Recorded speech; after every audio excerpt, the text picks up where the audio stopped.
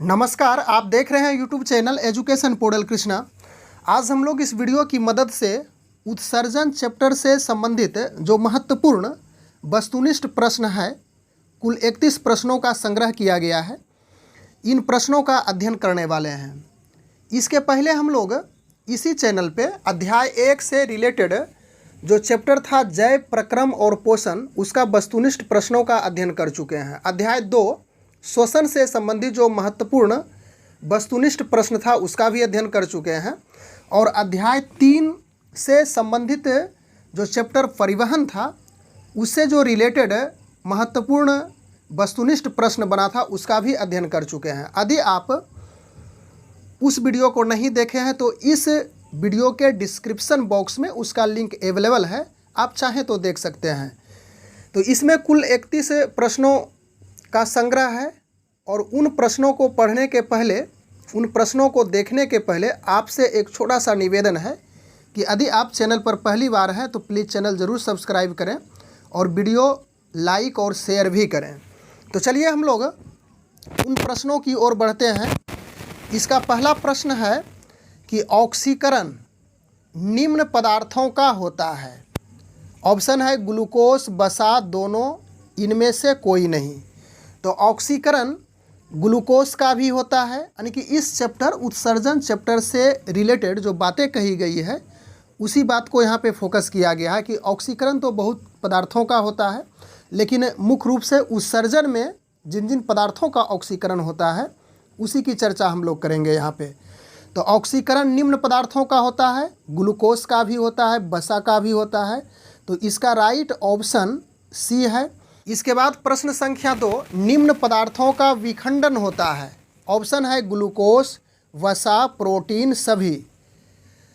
तो ग्लूकोज का भी विखंडन होता है, वसा का भी विखंडन होता है और प्रोटीन का भी विखंडन होता है। तो इसका राइट ऑप्शन डी होगा। इसके बाद अगला प्रश्न है तीसरा नंबर, शरीर में उत्सर्जित पदार्थ हैं। ऑप्शन है अमोनिया, यूरिया, कार्बन डाइऑक्साइड, सभी। तो शरीर में उत्सर्जित पदार्थ अमोनिया भी है, यूरिया भी है और कार्बन डाइऑक्साइड है। तो इसका राइट ऑप्शन डी होगा। इसके बाद चौथा नंबर प्रश्न है उत्सर्जी अंग हैं। ऑप्शन है फेफड़ा, गिल्स, श्वास नली, उपयुक्त में से तीनों।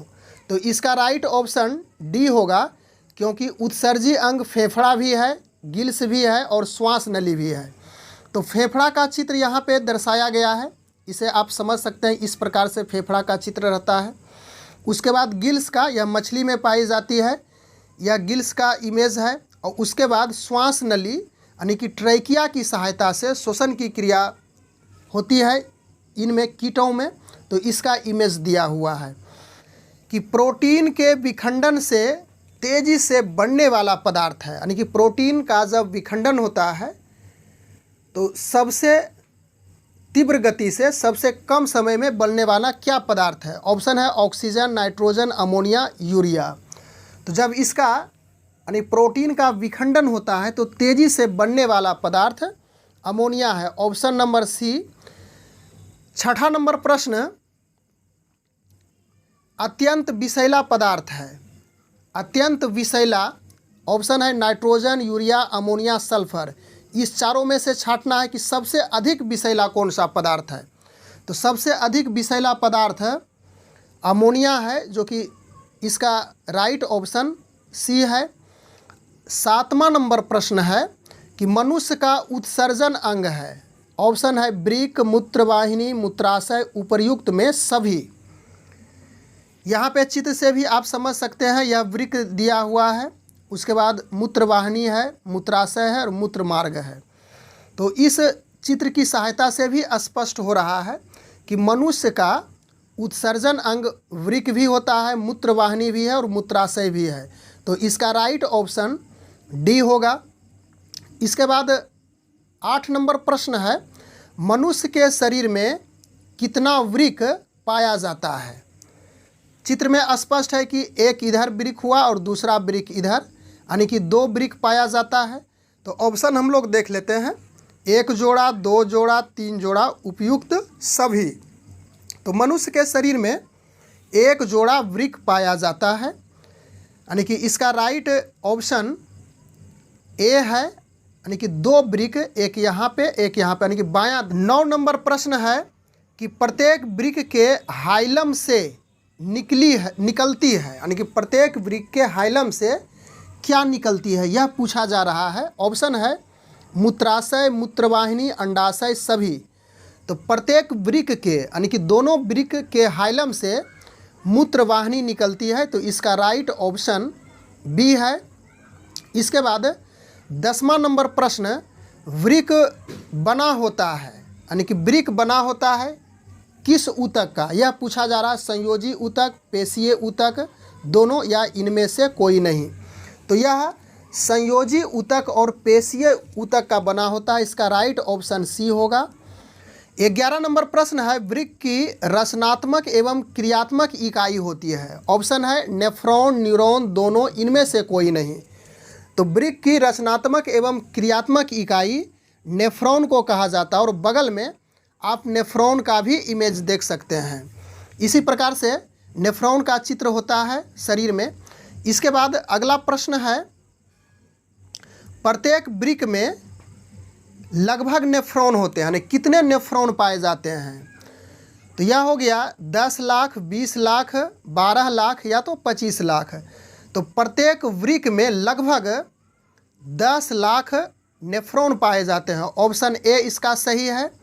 अगला प्रश्न है 13 नंबर, मूत्र निर्माण का काम है, यानी कि मूत्र निर्माण करने का काम किस ऑर्गन्स का है, किस अंग का है। ऑप्शन है यकृत, वृक्क, आमाशय, इनमें से कोई नहीं।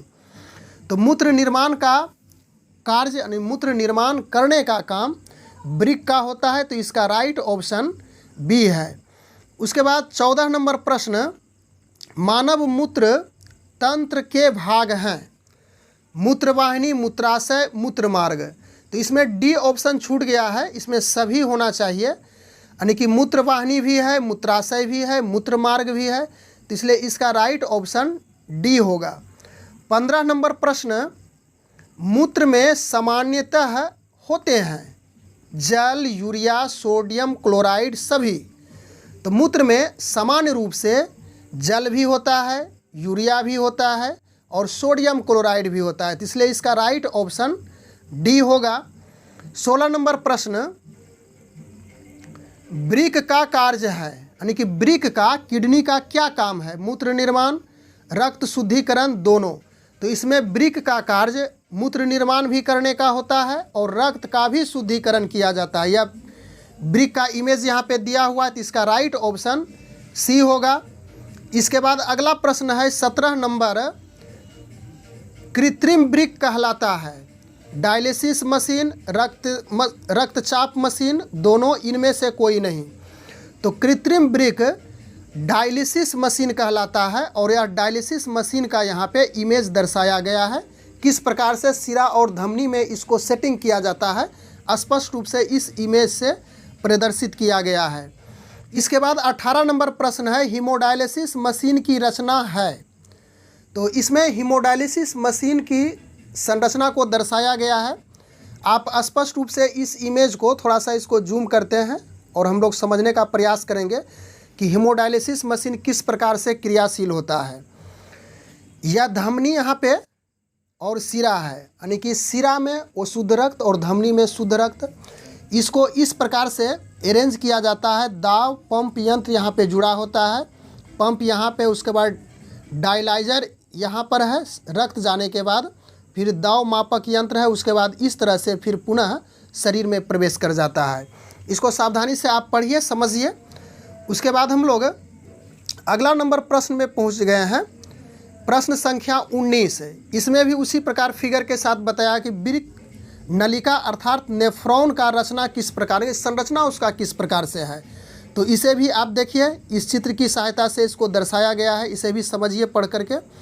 परीक्षा में नेफ्रॉन का चित्र भी समान रूप से पूछा जाता है। नेफ्रॉन और न्यूरॉन दो महत्वपूर्ण चित्र है।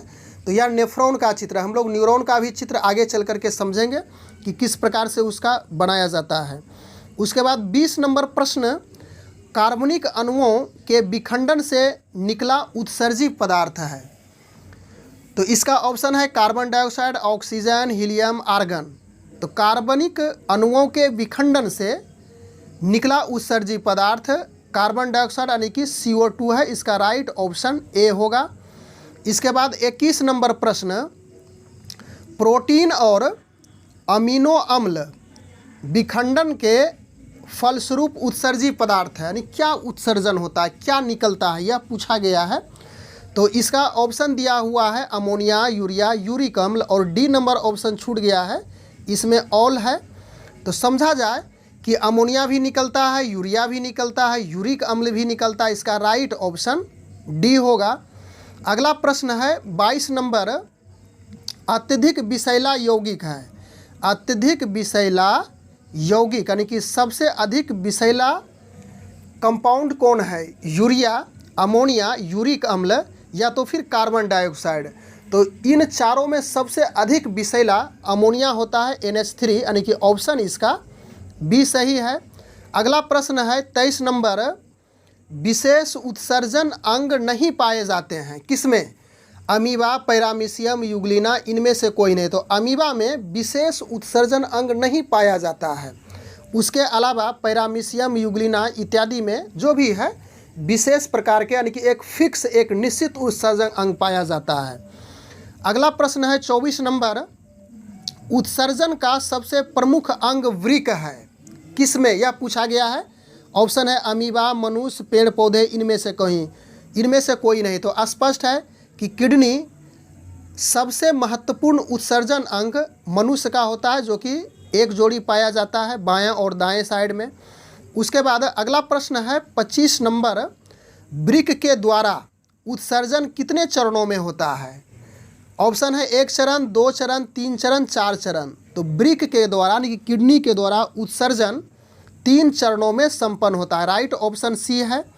उसके बाद अगला प्रश्न 26 नंबर, डायलिसिस मशीन से रक्त के शुद्धिकरण की प्रक्रिया क्या कहलाती है?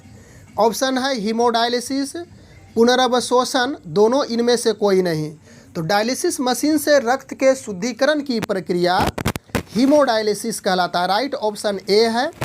उसके बाद अगला 27 नंबर प्रश्न, पौधों में पाए जाने वाले मुख्य उत्सर्जी पदार्थ क्या हैं? ऑप्शन है टैनिन, रेजिन, गोंद, उपर्युक्त सभी। तो पौधों में पाए जाने वाले मुख्य उत्सर्जी पदार्थ तीनों है, टैनिन भी है, रेजिन भी है, गोंद भी है, इसलिए इसका राइट ऑप्शन डी सही है। उसके बाद 28 नंबर प्रश्न, एमिनो अम्ल के विखंडन से बनता है, क्या बनता है? CO2, CO, NH3, all. तो एमिनो अम्ल के विखंडन से सभी बनता है, यानी कि ऑल, डी नंबर ऑप्शन है। कार्बन डाइऑक्साइड भी, उसके बाद कार्बन मोनोऑक्साइड भी और अमोनिया भी प्राप्त होता है। 29 नंबर प्रश्न, वृक्क किस जैव प्रक्रम का हिस्सा है? ऑप्शन है उत्सर्जन, श्वसन, पोषण, परिवहन। तो वृक्क उत्सर्जन जैव प्रक्रम का एक हिस्सा है। राइट ऑप्शन इसका ए है। उसके बाद 30 नंबर प्रश्न, रेजिन किस पौधे का उत्सर्जित पदार्थ है? बबूल, कनेर, पीपल, चीड़। तो इसका राइट ऑप्शन डी है, यानी कि चीड़ से रेजिन प्राप्त किया जाता है। अगला प्रश्न है और हम लोग अंतिम प्रश्न में आ चुके हैं 31 नंबर, पादप अपशिष्ट संचित रहते हैं किसमें संचित रहता है, यह पूछा गया है। तो ऑप्शन है पत्तियों में, छाल में, इन सभी में, यानी कि पादप अपशिष्ट संचित रहते हैं पत्तियों में भी, उसके बाद छाल में भी। तो इसका राइट ऑप्शन सी होगा, यानी कि इन सभी में पादप अवशिष्ट संचित रहते हैं। तो इस प्रकार से उत्सर्जन चैप्टर से संबंधित जो महत्वपूर्ण 31 प्रश्न बना था, इसको हम लोग इस वीडियो के माध्यम से अध्ययन करने का प्रयास किए। इसके बाद जो अगला चैप्टर होगा जीव विज्ञान, जो कि क्लास 10th से रिलेटेड है, नियंत्रण और समन्वय, उसमें जो महत्वपूर्ण वस्तुनिष्ठ प्रश्न बनेगा उसका अध्ययन अगले वीडियो के माध्यम से करेंगे। बस आज के वीडियो में हम लोग इतने ही वस्तुनिष्ठ प्रश्नों को लेकर के उपस्थित थे। मिलते हैं अगले वीडियो में, तब तक के लिए धन्यवाद।